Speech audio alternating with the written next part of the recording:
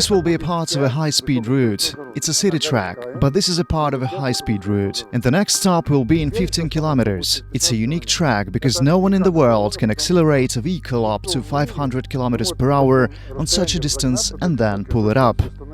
Preparation of the land plot for construction is a labor-intensive and absolutely necessary process, which includes a number of important procedures. Approval for the construction takes time, but this time is used for collecting new data, approval of the master plan, and support of a competent expertise.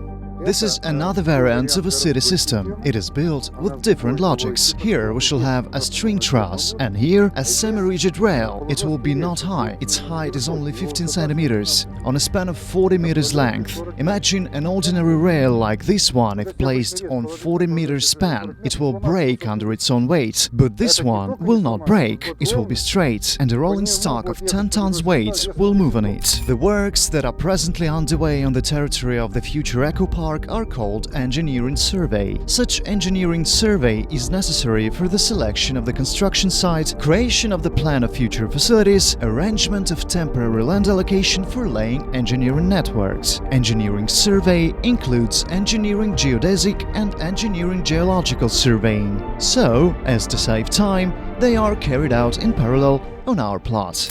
So here we'll show a freight system to transport bulk cargo. Its capacity is about 10 million tons a year, and we can raise it up to 100 million tons a year and even more. An example is the Trans-Siberian Railway, which is one of the most loaded railways in the world, and we shall transfer 100 million tons of cargo a year too.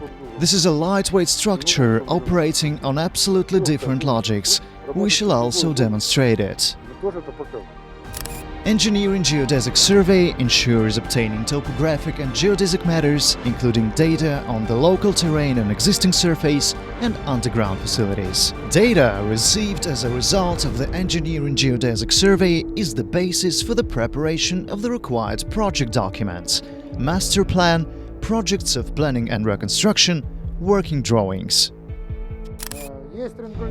The triangulation network from where land surveyors came here determined the location of this point and its height. This is the ground reference mark, and here is this point, a steel one. Its mark is known, and its coordinates are known too. And this place, if we take the EcoTechnoPark site plan, is somewhere here. And from here, topography and geodesics of our plot stretch over. Engineering geological survey is carried out for the definition of load-bearing characteristics of the soil, its composition, influence on building structures, as well as the level of groundwaters. The results of the survey will exactly show if there are any insecure places on the plot, possible problems with water drainage, and the optimal spots for supports and buildings. The lack of such geological survey may lead to unjustified expenses for groundworks and accomplishment. It's not just simply to see the kind of soil. Here, by the way, there is a very good soil. It's sand. Sand of high quality for construction. And here some clay appears too.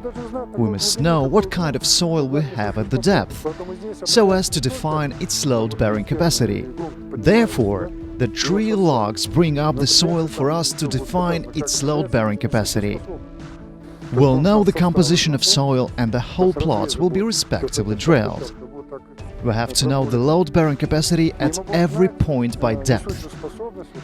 This will be later included in project solutions, because it is impossible to project without it. That's why land surveyors are working here, and later we shall do planning schemes. We shall understand what kind of soil we have here, because a botanical garden was involved to these works nearby, because each plant needs its own soil. We'd like to plant here apple, pear, cherry trees, silver fir trees, blue spruce, perhaps even sequoias, which is the highest tree in the world. It reaches the height of 120 meters. Just imagine, its trunk is about 6 meters in diameter. Perhaps we'll plant them here if they will be able to make it through the winter here.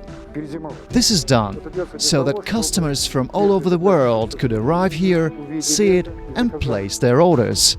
For such routes in their cities, in their countries, on their continents.